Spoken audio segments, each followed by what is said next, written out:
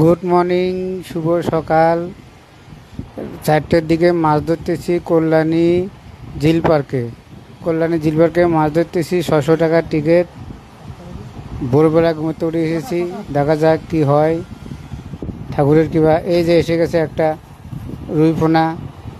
রুইপোনা মোটামুটি মিনিমাম 250 গ্রাম হবে। রুইপোনা উঠে গেছে।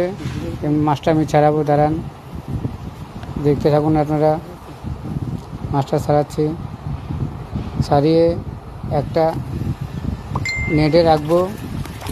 মোটামুটি ওখানে 5 কিলো মাছ হয়ে গেছে। দেখতে থাকুন আপনারা কেমন লাগছে। কল্যাণী ঝিল পার্কে মাছ ধরা হচ্ছে।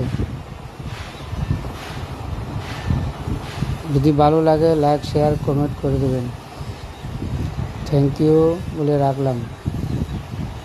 Thank you.